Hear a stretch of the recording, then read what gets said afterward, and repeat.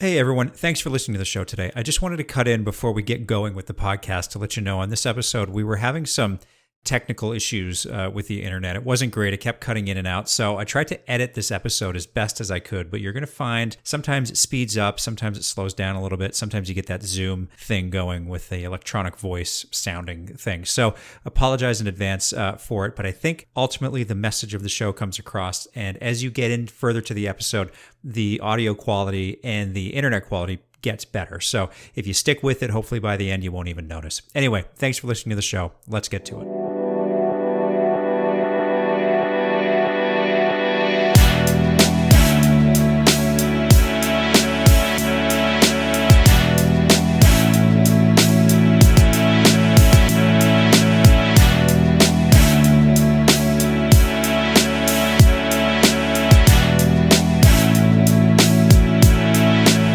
My guest today is Milena Regos.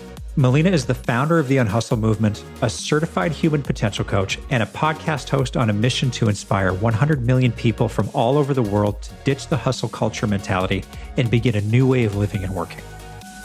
Hustling, grinding, and being on are synonymous with working in hospitality. Someone always needs something from you, and the fear of letting them down or the negative repercussions from not being available 24/7 are pervasive in our industry. But that's the whole point of today's show, to recognize that this way of working isn't sustainable and that we've got an opportunity to address it now before everyone gets back to being too busy to care. Rest, play, being present, and focusing on our well-being helps us deal with stress, overwhelm, and burnout, and it can actually push our creativity and productivity to optimal levels. So let's get to it. This is episode 45 of the Proven Principles podcast, Milena Regos on Unhustle. Enjoy. Milena, it's great to have you on the show. Thanks for being here. Thank you so much for having me. I'm so excited to be here and talk with you today about all kinds related to workplace culture. All things about so Unhustle, and we're going to dive into this. So it's not about taking things easy, but it's about you're right, reprogramming your brain and workplace culture, taking care of yourself. I really want to, I'm so excited about this because, I personally have struggled with a lot of the stuff we're probably going to talk about today. I know a lot of people do. So hopefully we can help some people. I think you and I have both struggled with it. It's not uncommon. Is what I guess. But before we dive in too deep, why don't you give everybody a sense of who you are? How did you get to this point? How did the book come to be? What was your journey like up until now? Thank you, Adam. Well, the book is work in progress. I am working on it. I grew up in Bulgaria, actually, and came to the US in 96, 97 to pursue a master's degree in international marketing.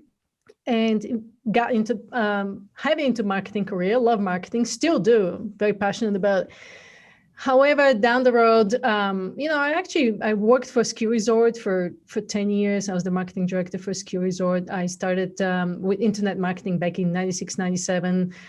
And then eventually when social media really picked up, started my own company, a digital marketing agency. And I had people working for me. I was working with some phenomenal clients, including things like the Ritz and Squaw Valley, quite a few of them in the hospitality industry, as a matter of fact.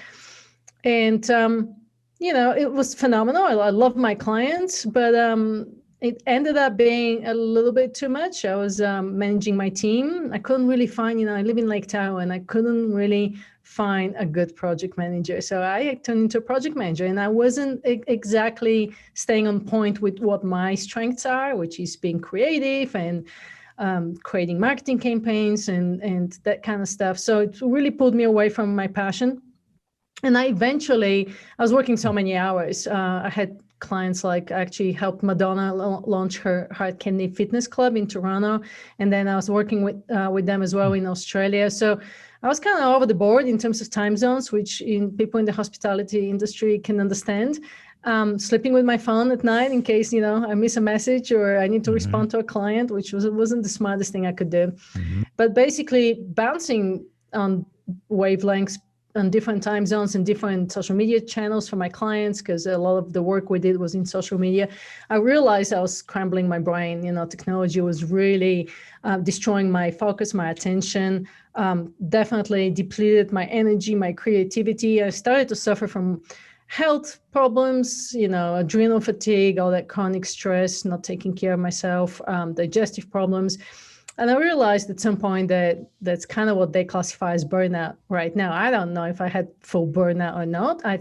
I probably did. I think a lot of people nowadays do, whether they realize it or not, even though the statistics show that it's, about a third of us, 76% in America are burnout. And it's not just America, it's all over the world. Hustle culture is part of the culprit for it, but there are other words in other countries. So basically, technology is advancing and it's a phenomenal thing to have. How we are using it is not necessarily the wisest way that we can use it. And so it's starting to take a huge part of our days, and it's destroying our attention, it's destroying our focus, so we can't really get our work done. That's why we're working so many hours nonstop. So I went to Baja California, sir, which turned out to be a 10-day digital detox trip for me, which wasn't planned that way. If I knew it was going to be that way, I probably wouldn't have gone. And I was quite addicted to technology. So in that 10 days, towards the end, trying to learn to kiteboard and floating in the ocean, I realized that there's got to be more to life than working. And I gained quite a bit more clarity and was able to reconnect with myself, with my values. And I knew there's much bigger purpose in me to contribute to society than just serving Facebook ads to people. So I started to, look for what that purpose is.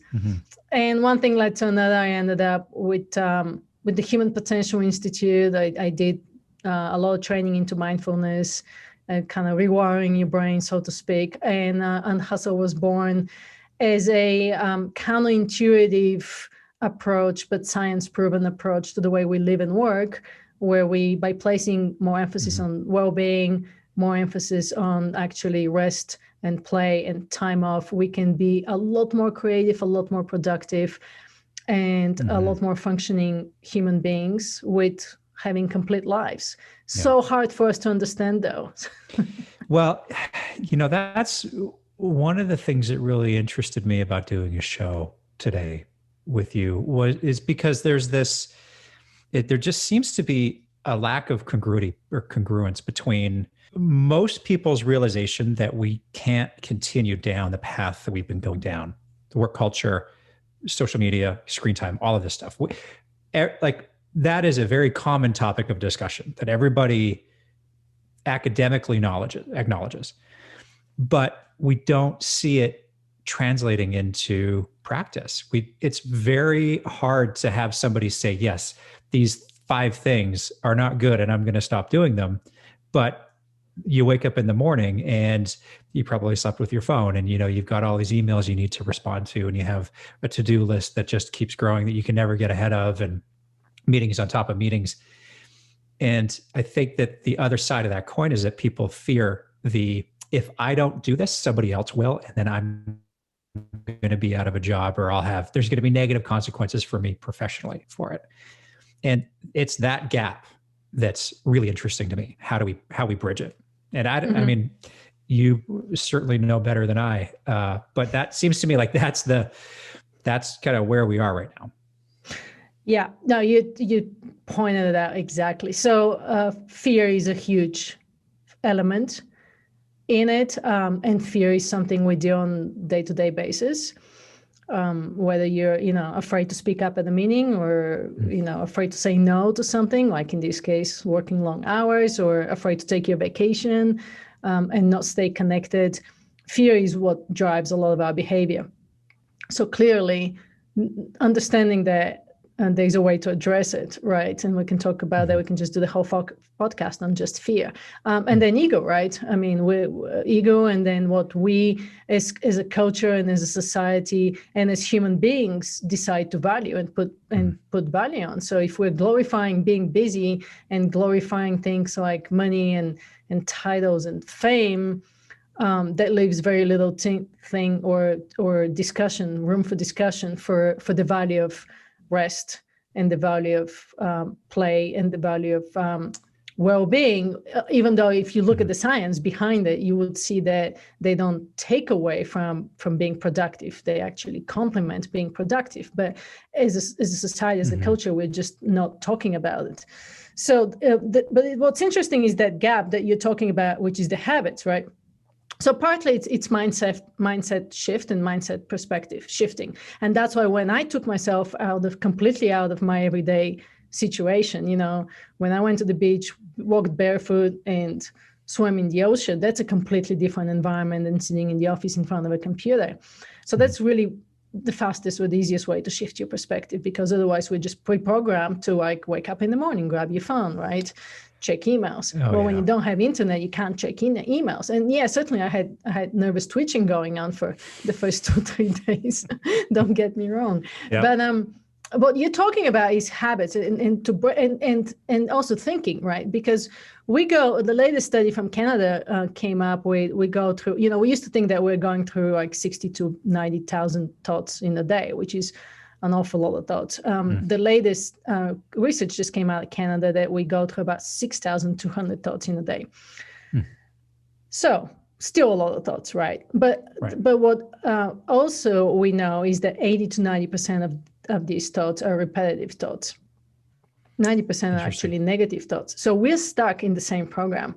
We're stuck in that same pattern. So most of those thoughts are negative, and most of those thoughts repeat themselves. Yeah. So when you're stuck in that pattern, you can't get unstuck. So you have to change your thinking, which is where the work of people like Joe Dispenza, let's say, which is grounded in things like neuroscience and epigenetics and quantum physics. So, and this is where things like meditation come in as tools, because you have to go from a state of being past present to where a lot of us are, because we've been doing things for the same way. We're believing the same things, causing us to think the same things, causing us to experience the same emotions, causing us to act the same way, getting the same results. So that's the pattern that we have to break. It's kind of the mindset that we have to break. So instead of living in a past present state, we have to live in a present future state. What's interesting about that, what you just said, is that that's probably a comfortable place for a lot of people to be. It's familiar. Well, it's familiar, exactly. But it's just we're in that pattern. Yeah. So breaking out of it. Yeah. I mean, breaking a habit is hard. Not necessarily comfortable. If you have to break out of no, not at all. Yeah. No, because if you're stuck in some old trauma, and you're really reliving that old trauma every day, then your body is experiencing the same emotions. So let's say, you keep thinking back to, your boss fired you from work, and you go back to that same situation. You're reliving that emotion. So of course you want to hang on to your job because you don't want to get fired again, right? Exactly. Yeah. Yeah, that's true. What is it about unplugging, and maybe relate this back to your digital detox, the inadvertent digital detox. What is it about unplugging and slowing down that's so difficult for people to actually do? I think a lot of it has to do with the fact that we just we like to distract our mind. We're not comfortable by sitting alone. We're not necessarily comfortable with our thoughts. Especially in Western societies, we've been conditioned in that go state, and so we're constantly distracting ourselves, getting dopamine from everything we're doing, from the email, from the social media. Where if you unplug, you kind of have to be with your own thoughts. If you slow down, you kind of have to connect with who you are. And again, if we're thinking back to the past and if we're thinking negative things, you end up in such not so comfortable situations.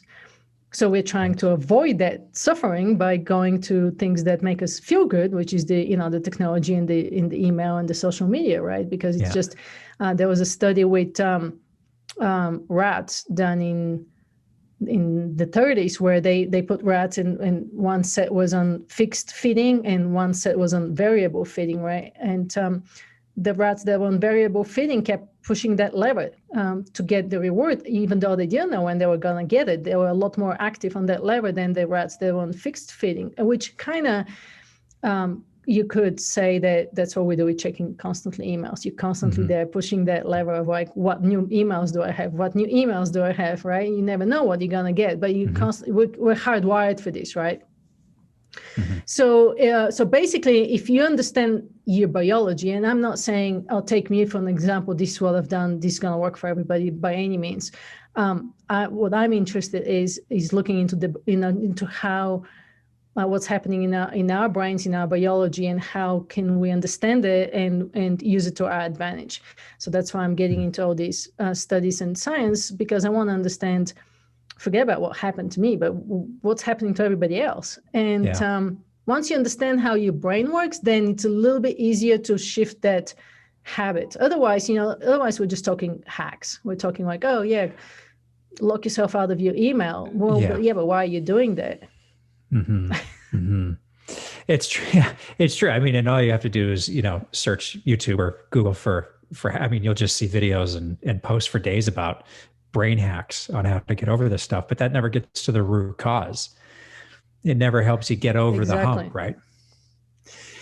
I can hear people certainly in hospitality, which is who the audience of this show is primarily geared towards, but every industry is going to have their version of this, where they say, yeah, that's great, but I have guests that need things. I'm working in a busy hotel. There's always something going on.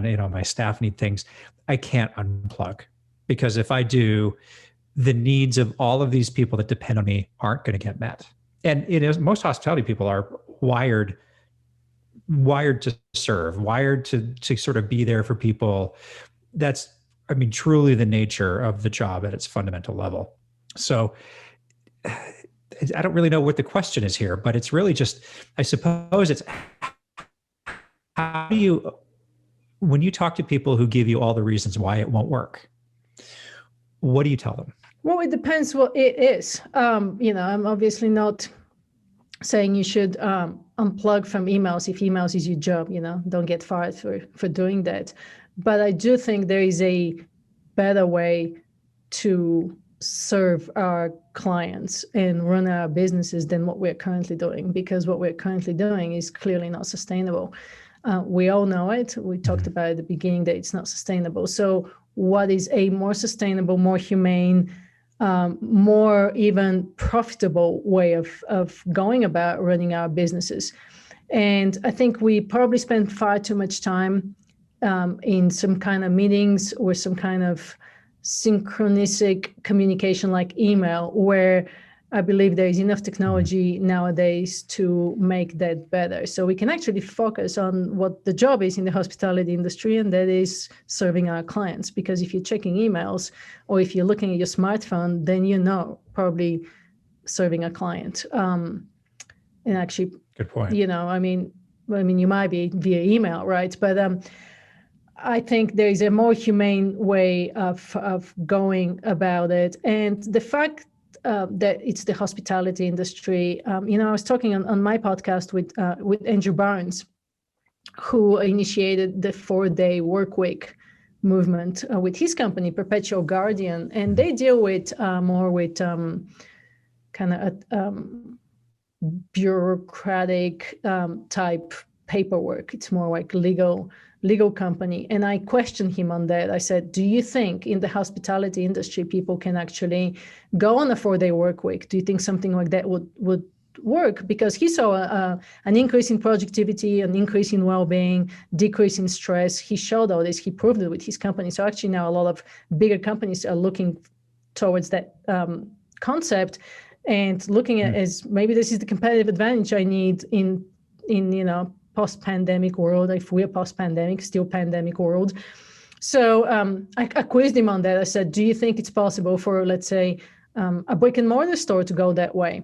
And he actually told me that Gap, for example, created an app where they gave people the autonomy to choose their shifts, so that people can decide when they wanted to work, because everybody's on different energy levels. Not everybody's on the 9 to 5 shift. necessarily for peak performance. So if you do that from a hospitality perspective and give people the option to choose when they want to work, perhaps you actually serve your clients even better, while giving your employees a little bit more freedom and a little bit more autonomy to do what they want to do, or so to say, unplug.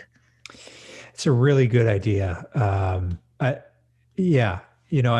think back to when I was working on property and all of the challenges. I mean, you kind of ended up doing that in some respects anyway, where when you're making a schedule, you could always bet about half of it was going to change after you posted it, because everybody was going to say, I need this day off. I need to do this. I can't work this time. And, I don't like that shift, or I always work at this time on this day. And you end up rewriting the whole thing anyway, or most of it anyway. That's an interesting way to look at it. The 4-day work week in hospitality, I had experiences where long stretches you do 7 days, or like 6.5 days. You kind of go in on a Sunday, for a few hours, but you end up being there 7 days a week. And I remember the experience that I had when I started to pull back, knowing that it was unsustainable, and becoming a little more selfish about what I needed to make sure that I was recharged so that I could come in and bring my best every day. And I got pushback from it. I got some, I remember in particular a few conversations where the level of commitment to the job was questioned. So, when we're talking about that organizational realization that you need to have, where am I trying to go with this? But I guess the crux of the question is, you could be selfish about all of this and do all the right things for yourself. But if your organization and the people above you don't support it, then you could find yourself in a really difficult position. Right. Yeah, no question about it. There is a war on talent, and talented people will always be able to find jobs, at least at the moment. So I'm not saying get fired from the organization. However, there will be pushback, and I'm already seeing it, and companies are competing for top talent. Now, if you're on top of the organization and you want to make sure that your employees are performing, then I think measuring on output is a lot more meaningful than measuring on hours. Just clocking in, clocking out means nothing these days. I mean, you don't even have to be present in your mind at work. And I think that was my biggest challenge when I had my team is getting my people to be more engaged, because just giving them tasks to do without getting them engaged with the whole purpose of what we're doing leaves for disengaged employees. We now know that 85% of people around the world hate their jobs, according to that study from Gallup. So the organizations that create the framework for engaged employees are going to have a competitive edge, and employees are always going to look for places to work which values them as employees and gives them the flexibility and the autonomy to do their work well, because people at the end of the day want to do their work well. But we're distracting them with too many emails and meetings and everything else that kind of gets in the way of doing the work. But if we give them the time and the autonomy to do the work, they'll do the work. Yeah, that's true. That's true. And maybe the work will be more meaningful to them. They could get immersed in things that are more interesting to them in their job. And you take away the things that they don't like, which is, a lot of what we're talking about today. Yeah, and I think millennials, there was a survey I saw that 70% of millennials value purpose more than paycheck. People, especially young people nowadays, are a lot more passionate about finding meaningful work as opposed to just making money. Yeah, true. If you were to give somebody some guidance, and I want to kind of put this question into two pieces here. So you've got somebody in an organization who wants to do what we're talking about today for themselves. They recognize the benefits. What are the few things that they can do kind of right away that might make an impact for them? But then the second part of the question is, if you are in a position of leadership within an organization, is there anything that you should be doing to support this internal cultural shift so that your employees can start to shift towards what we're talking about today? Yeah, I mean, I think on the individual level, that's obviously where I am pushing for change, because I think until you're convinced on a personal level that this is going to work, it's going to be really hard to implement that at a cultural level. So first, you need to see that it works for you, and by that I mean, first you need to be able to shift your mindset and get unstuck from that old belief and old thinking and old way of working, which was really designed for the industrial revolution, right? So we're no longer going to factories. We're using our brains for work. All the latest science states that, you can push your brain in a high creative state for 3 to 5 hours a day. And that really is about it. So if you can train yourself to work more like in a state of flow, improve your focus, eliminate the distractions, you'll see that you can shrink a lot of your days. And I'm not necessarily saying, a lot of people, I get a pushback from people saying, I love what I do and I find the most joy in working. And that's totally fine. A lot of people can probably relate to that. And we all do what we do because we love and we're passionate about it. But I feel that if you're not living a 360-degree life, if you're, if you don't have experiences, if you don't push yourself in other areas of your life, then you're really living a one-dimensional life. And at some point in time, it becomes your whole world, becomes your whole reality, and you're sacrificing a lot for that. You're sacrificing your well-being, relationships, experiences that actually make you a whole-rounded individual and make you a much more resilient person to begin with. So on a personal level, if you can make a difference, that would be to ask yourself, what do you need to unlearn and what do you need to relearn as we're moving into the next chapter here? How are you redefining your success? Is it all one-sided success based on accomplishments at work, or are there other things in your life that would make you more fulfilled at the end of the day? On a company level, I think doing a short-term experiment, like coming up with a few tweaks, it doesn't have to be anything major, but coming up with a few tweaks and let's say do like a 30-day experiment. Maybe with just a small portion of your company. It doesn't have to be the whole company. Maybe just take one department, take the marketing department, take something creative and see if they can shrink their work hours, but not necessarily, but see if their creativity and productivity increases. So again, it doesn't have to be a 4-day work week. It could be a 6-hour day. It may not even be working fewer hours. It could be something like having fewer meetings and see, or having fewer Zoom meetings and seeing how that affects employee well-being and output at the end of the day. But I think, starting small on both spectrums would be the way to go. Yeah, the way to go. The way that I see this, self in the position of driving organizational change when it comes to this. That's several last positions that I've had were in that capacity. And what I can say from experience is don't assume that everybody underneath you is okay. Don't assume that the way that things have been laid out, the way that work has been distributed, the way that people interact with one another, the way that, all of the email addiction and the technology, everything that we're talking about today, don't assume that lands well and sits well with everybody. So really meaning that you've got an opportunity right now with the way that the pandemic has affected hospitality. And as we start to come out of this situation, we're in a position where hotels don't necessarily have a lot of the business back. Well, I know they don't, but they won't for a long time, but meaning that there's been a lot of people laid off. Staffing levels in hotels, in hotel companies are way down, even though we're starting to see spikes in occupancy around the country, especially certain times of week. So you've got full or almost full hotels with a pretty demanding client base with far reduced staffing than you normally would have to service those people. And it's very likely that the people that are working on the front lines have been working extra hours, doing extra duties under an immense amount of stress because of everything going on in society.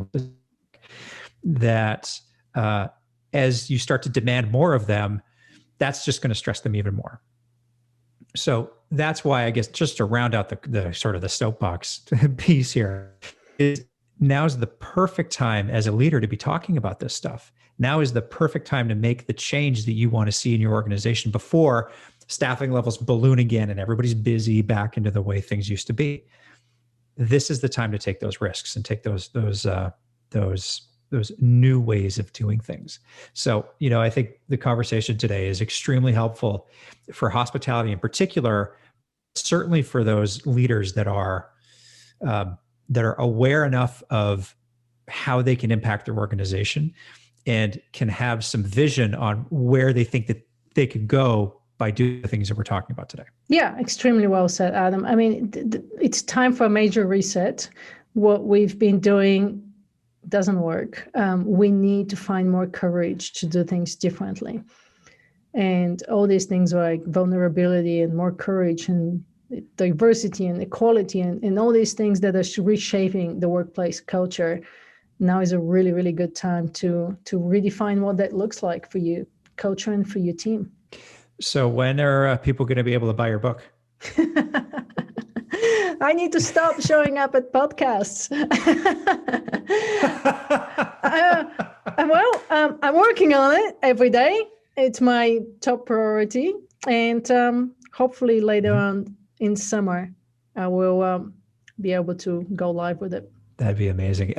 Milena, in the meantime, if anybody has questions about what we talked about today, or if they just want to touch base and get to know you a little bit more, what's a good place for them to go? Yeah, certainly. The easiest place is my website, unhustle.com. I'm currently working behind the scenes on setting up a community because I realize that's the one thing that we all really seek when we're talking about Unhustle. We seek that belonging and connecting with other people and seeing how other people are doing things. So I'm working on the community aspect of things. But yeah, they can download an ebook that I have on the website for free that gives them 7 examples of companies and individuals who have applied some aspects of the Unhustle mentality in their life and work with the in-depth podcast conversations that follow from them. So they can download that book and read about it if they want to learn more a little bit about the Unhustle philosophy. That sounds good. Unhustle.com. That's the best place. Well, I know we had some internet challenges here today. Hopefully everything comes through okay on the recording. But even whether it did or whether it did, Milena, I'd love to continue the conversation somewhere down the road, maybe later in the year as we come out of this and we kind of see what the new world looks like, just to talk about where we're at and where else we need to go. I think this is a great conversation. That would be great, Adam. I would love that. Sounds good. All right. Well, thanks for being on the show. Thank you. This was my episode with Milena Regos. You can find her at unhustle.com. I'll link to it in the show notes. You can see the full interview on YouTube. Just search the Proven Principles Podcast. And if you want to learn more about the show, just head over to our website, theprovenprinciplespodcast.com. Finally, if you need help with a business strategy or just need help with a project or tough problem in your hotel or restaurant, please don't hesitate to reach out. You can book a free call with me by going to knowinghospitality.com/contact. Thanks again for listening. Until next time. For past episodes, show notes, or if you've got a story that might make a great episode, head on over to theprovenprinciplespodcast.com. We'd love to hear from you. You can subscribe to the show wherever you get your podcasts, even on YouTube. And if you haven't already, don't forget to leave us a rating and a review. Thanks for listening to the Proven Principles Podcast.